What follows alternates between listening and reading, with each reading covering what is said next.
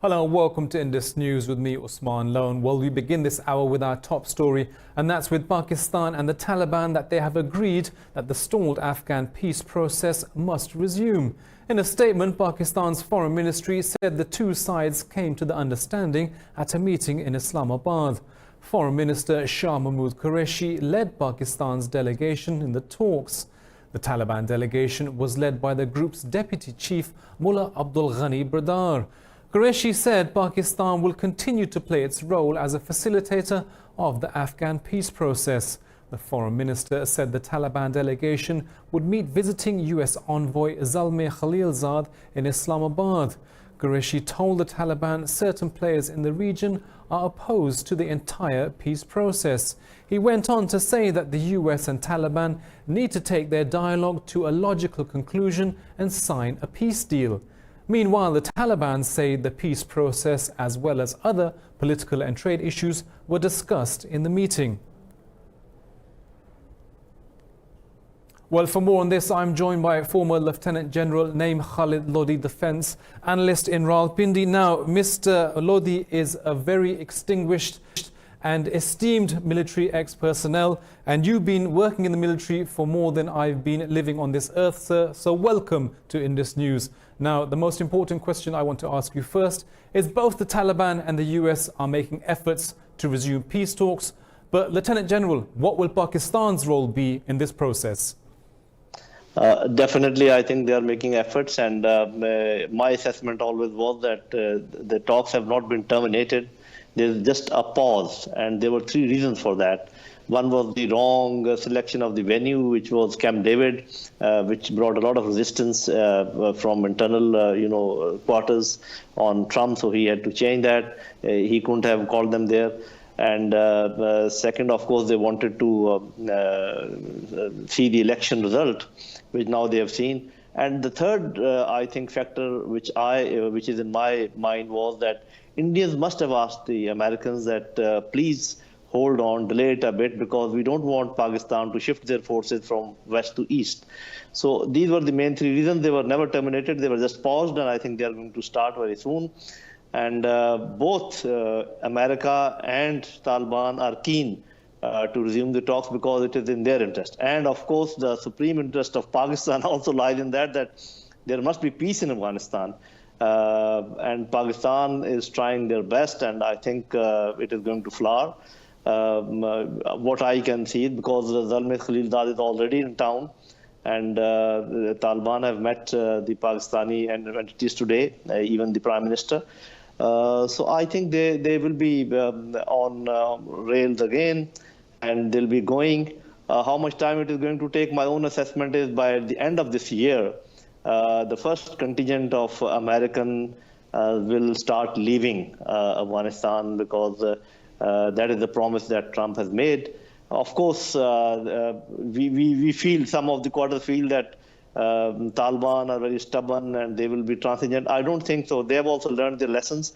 And you must have noticed that the moment the talks were stalled, Taliban immediately visited Russia, China, Iran, and now they're in Pakistan. And these are the four countries which are desperate to have peace in Afghanistan. So it is not only America, Afghan people, but so many other neighbors around them that they all want peace. So the side which want peace is quite strong, and I think it will work this time.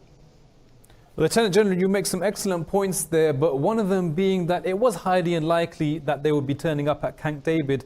Now, we knew the Taliban said that one of the terms of the ceasefire or peace agreement was that the US troops have to leave in full. Now, President Donald Trump said he's going to have at least 7,000 to 8,000 troops remaining inside Afghanistan. Do you think there's going to be new terms and conditions discussed for these peace talks to go ongoing? All right. Actually, the main thing to understand is that it is not by choice that Americans are leaving Afghanistan. They have such high stakes in this region that they would like to have some footprint. They would like to have some bases in this region. So if they have to leave Afghanistan because of certain factors which we all know, they would still like to have some alternative in this area. And while they may be talking that they would like to leave some troops in Afghanistan, but I think ultimately there will be another alternative destination other than Afghanistan, where they would be allowed to have a base, and that would be a sort of face saving for Americans. I don't think Taliban will allow any American bases. Of course, they can keep interacting with them because of other reasons, because of a very bad economy, and they would need some help. They would need some dollars, and for that they can have some, understanding with them. But I don't think any military bases will be allowed by Taliban. Of course, the presence of Americans in some other form may be there. That is my assessment. Okay, Lieutenant General, let's say that your scenario is correct and that the US leave and they just keep a base nearby in an adjoining area. Now, we've also have the problem with the Taliban not recognizing the Afghanistani government, calling them the puppets of America. Do you think that after these elections, the Taliban will accept the new government going forward? I think the nature of elections have further delegitimized the people who were actually contesting the elections, because as they have said themselves, the turnout was not more than 10 to 11% of the total electorate, the people who were supposed to vote. Whereas some neutral observers say that it could even be less. So actually these elections have been a farce once again. So in my assessment, Taliban will be ready to talk to certain entities in the government, barring Ghani Saab, but they might be talking to Hikmat Yar, they might be talking to other Hazara leaders, they might be talking to... So there will be a breakthrough where a modicum of talks with the Afghan government will come, come in the fore, but most likely it will not with Ashraf Ghani, but with others, yes. Lieutenant General, just quickly, one more question, and I know it's a tricky one, but do you think after 18 years of war, we're going to see it in Afghanistan? Not immediately. Not immediately, but Afghans have always resolved their issues if they are left at their own. And for the time being, they are not being left at their own. People keep on telling Pakistan that you must have your hands off and don't interfere and all that. And I always ask them a counter question that if Americans are there, thousands of miles away, and they're controlling their government, they're controlling their forces, if India is controlling their intelligence agencies, if Iran is controlling the eastern provinces or somewhere, so why do we ask Pakistan not to? We are the main stakeholders. Ethnic wise, we're closest to them. We have the longest border with them. So I think we should all help Afghans to resolve their own issues, and that is only possible after Americans leave. So after Americans leave, it is going to take few years, in my reckoning, 2 to 3 years, before things settle down. And with the help of Russia, China, Iran, and Pakistan, these are the countries which will actually help Afghans to bring peace in Afghanistan, and that will happen one day, inshallah. Okay, Lieutenant General Naeem Khalid, thank you very much for your time here on Indus News. That was Lieutenant General Naeem Khalid Lodi there, a defense analyst now who's based in Rawalpindi, giving his expert analysis on the Afghanistan peace talks that are currently being taking place in Pakistan with US envoy Zalmay Khalilzad. We'll be obviously bringing you more on those details and that story as they unfold right here on Indus News. Now, moving on, the Pakistan Army says it's ready to respond to any Indian aggression. Addressing a Corps Commanders Conference, Army Chief General Qamar Javed Bajwa said there will be no compromise on the Kashmiris' right of self-determination. Pakistan's military media wing says the armed forces acknowledge the effective highlighting of the Kashmir dispute at the United Nations General Assembly. And staying with occupied Kashmir, and it's been cut off from the rest of the world for the last 60 days after India stripped the region of its autonomy and imposed a curfew and communications blackout. There's now a shortage of food and medicine in the valley, and only the Indian Army can be seen on the streets, with most residents being kept under house arrest. More in this report. The situation in occupied Kashmir is going from bad to worse, and there is no end in the sight to the crisis. Iltija Mufti, daughter of occupied Kashmir's former Chief Minister Mehbooba Mufti, says anti-India sentiment is simmering in the valley. In an interview, she said the lockdown and the internet blockade has been extended to hide Indian human rights violations. ये चाहते नहीं कि कश्मीर से अभी एक They do not want anyone in occupied Kashmir to speak against them. Once the internet is restored, people will share their ordeal. They will tell the world how innocent children are being tortured. The government does not want the world to know the reality. तो ये इस बात पे पर्दा रख रहे हैं. Iltija Mufti said the Indian government is trying to demonize the Kashmiri youth. The daughter of former Chief Minister said only Pakistan's Prime Minister Imran Khan has advocated for Kashmiris in his speech at the UN General Assembly.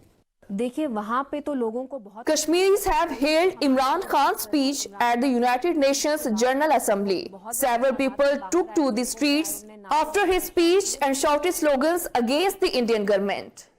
Mufti said India has been transformed from Gandhi's country into a bastion of extremist Hindutva ideology. She went on to say that the space for all religious and ethnic minorities is fast shrinking in India.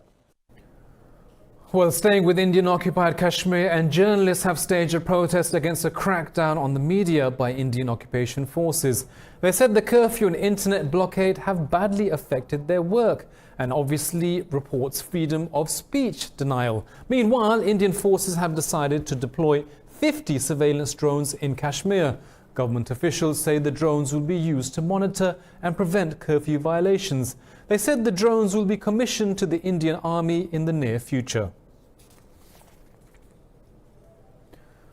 Well, Indian Prime Minister Narendra Modi's claim of the country being free of open defecation has come under fire, as experts have expressed skepticism about Mr. Modi's claim, saying millions still lack access to toilets and new facilities are not even being used. More in this report. Modi's claim that India is open defecation free has been questioned by experts who cite data from rural as well as urban areas. Experts from the Research Institute for Compassionate Economics doubt the shortfall has been made up in recent months. Many of the toilets that have been constructed are often locked, used for storage or some other purpose. We felt very good that a toilet was being built. There are toilets being built, sure, but they are all shut. None of them are functional. According to experts at RICE, in December 2018, about half of people in the states of Bihar, Madhya Pradesh, Uttar Pradesh, and Rajasthan still defecated in the open. These four states are home to more than 450 million people. But old practices constrain mobility, especially for women. We do feel ashamed when we go to the jungle, but we are helpless in such a situation. We can't stop ourselves. There are males looking at us. Yes, we do feel ashamed. Now, it's a public area. Everyone and anyone who takes that route will look. We are not the only people who use the jungle. But if we try to save our dignity, then where will we go? Despite development and India's rapid modernity, this remains a monstrous task. Cultural barriers, ingrained habits, or a lack of knowledge about sanitation also create barriers to more widespread usage. Now in Brexit, European Council President Donald Tusk says the EU is united behind Ireland in talks over Britain's exit from the bloc. In a tweet, Mr. Tusk said the EU is open to more talks with Britain, but unconvinced by its proposals. Earlier, British Prime Minister Boris Johnson said his new proposals are the last chance to get a Brexit deal through. Addressing the House of Commons, Johnson said the UK will leave the EU on the 31st of October if its members do not show willingness to reach a deal. Opposition Party leader Jeremy Corbyn said Johnson's new Brexit proposals are unrealistic and the EU will reject them. Well, we'll be back with more news from around the world right after this short break.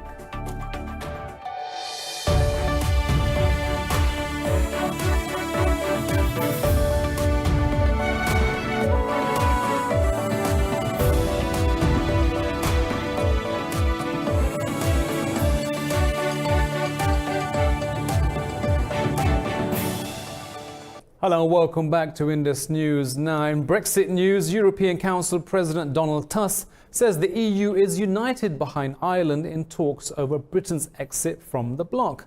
In a tweet, Mr. Tusk said the EU is open to more talks with Britain, but unconvinced by its proposals. Earlier, British Prime Minister Boris Johnson said his new proposals are the last chance to get a Brexit deal. Addressing the House of Commons, Johnson said the UK will leave the EU on the 31st of October if its members do not show willingness to reach a deal. Opposition Labour Party leader Jeremy Corbyn said Johnson's new Brexit proposals are unrealistic and the EU will reject them. Well, I'm joined by analyst Alex de Ruyter, who's with us now on Indus News. Alex, welcome. You're the director for the Centre of Brexit Studies at Birmingham City University. I hope I got that title right, Alex. Now, Britain's Prime Minister Boris Johnson has proposed a new Brexit plan to the EU. Mr. Tusk said that he's not really interested in any new plans. What are the chances that the EU will accept them? Well, Boris Johnson's proposals, such as they are, involve taking Northern Ireland, along with the rest of the UK, out of the European Union customs union. Now, if you take Northern Ireland out of the customs union, that means, in effect, you need to have border posts. If you look at the Norway-Sweden border, Norway is a member of the single market, but not the customs union. It therefore has customs facilities and checking points on its border. So for Northern Ireland, that would mean it would have to have customs posts. Now, Mr. Johnson says, no, it doesn't. But the papers submitted to Brussels, to the EU, by the UK government suggest that facilities would have to be put in place. Now, this goes against the grain of the Good Friday Peace Agreement in Northern Ireland. The Irish government have already rejected it for these reasons, in addition to the disruption it would cause to cross-border movements of goods and people. And the European Union have been unequivocal in this regard as well. The other key problem with Boris Johnson's proposals is that in talking about keeping Northern Ireland aligned with the single market, this would be subject to a vote by the Stormont Assembly in Northern Ireland at the end of 2020 in his proposals, the end of the so-called transition period under offer at the moment, and then every 4 years thereafter. But the UK government wants the EU to agree in a treaty, in a withdrawal agreement, to not have any checks on the border. Now, this has gone down like a lead balloon in Brussels because, in effect, it would drive a big hole through the integrity of the single market. So it's little wonder that Brussels are pretty much all saying no to these proposals. Alex, it's a classic scenario of where someone's trying to make everyone happy, but no one's really budging. I mean, you got Boris Johnson trying to push his proposals through. You've got the EU saying, no way, that's not going to happen. And then you've got Ireland. What's the solution here? Well, I mean, there is no easy one, is there? The simplest solution would be to revoke Article 50 and not go through with Brexit. That would be the only rapid finish to the process, but I don't think that's going to happen. In terms of Mr. Johnson, in terms of the EU and Ireland, well, the EU and Ireland are one voice in this regard, so there's no difference there. Forget any stories of pressure being put on the Republic to agree to these proposals. No, I mean, the proposals on offer would cause damage to the entire single market project, so that there's no issue of a divergence of opinion between the EU and Ireland, or the rest of the EU and Ireland. In terms of Mr. Johnson, the criticism, of course, is that given the unworkability of these proposals, are they actually genuine? Are they serious, or are they just an attempt on his part to put forward some kind of offer and then blame the EU if they reject them? That may well be the case. We don't know for sure. He has to be seen to try and get a withdrawal agreement. Now, realistically, the only withdrawal agreements on the table would be the one negotiated by Theresa May, which would keep Northern Ireland in the customs union and aligned with the single market, the so-called backstop solution, or otherwise to revert to the EU's original offer, which just had these backstop provisions apply to Northern Ireland and not the rest of the UK. Now in Europe, a man stabs and kills 4 police officers at the police headquarters in Paris. Police have shot dead the attacker. Local media say the assailant was working at the police headquarters at the time. The attack comes a day after police went on strike across the country over increasing violence towards officers. There's been no official statement so far on a possible motive for the attack. Well, we'll be back with more news from around the world right after this short break.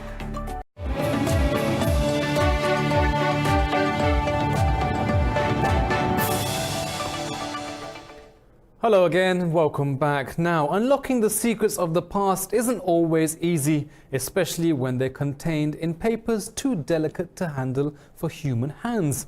But scientists at Britain's National Synchrotron facility have developed special tools to unlock all that's kept in these fragile scrolls, which date back over 2,000 years. More in this report. In Britain, harnessing powerful beams of light will help unwrap old scrolls and provide new insights into the ancient world. 2 complete scrolls and 4 fragments from the so-called Herculaneum Library have been uncovered so far. The items were examined at the Diamond Light Source facility in Oxfordshire, home to Britain's synchrotron. These scrolls are some of the only remaining material from antiquity. The library at Herculaneum was the only library that survived from antiquity, and because of that, the material inside is extremely valuable. Electrons are accelerated to near light speed until they emit light 10 billion times brighter than the sun, making the text visible. By scanning the fragments where characters are visible, they hope to create a machine learning algorithm that will decipher what is written on the scrolls. And eventually, when these materials are virtually unwrapped and there are virtual texts, scholars can then study these texts from anywhere in the world without having to travel all the way to the library in France or in Naples, and without having to move the materials out of storage in order to read them. The data generated by the process will be analyzed by scientists at Kentucky University in the United States, who will help decipher the scroll's contents.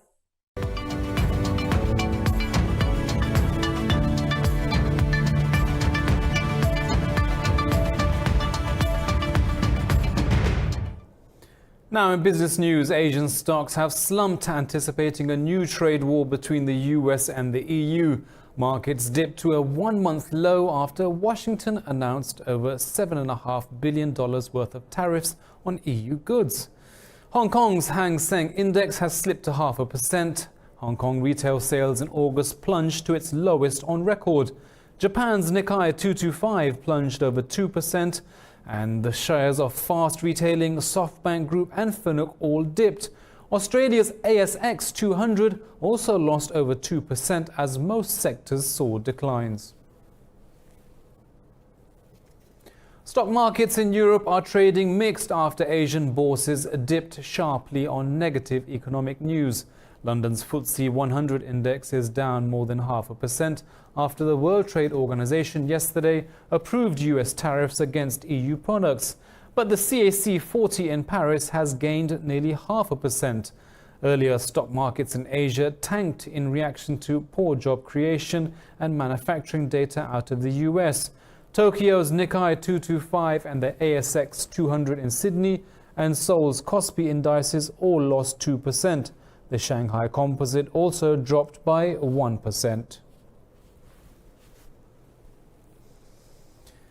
South Africa and Nigeria have signed 32 trade and cooperation agreements. The deal came during a meeting of Nigerian President Muhammadu Buhari and South African President Cyril Ramaphosa. Both leaders regretted the recent violence against Nigerian nationals in Johannesburg and Pretoria.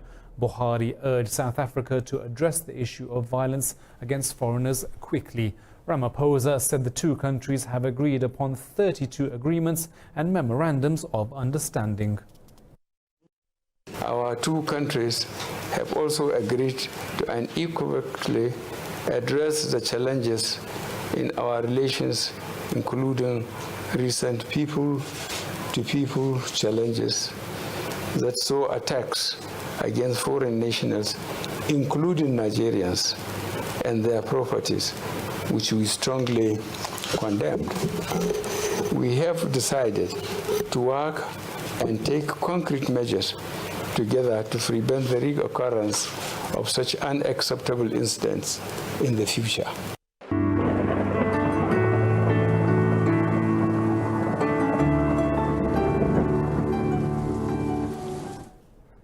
Well, it's 23 degrees here in Lahore, but let's take a look at the weather around the world.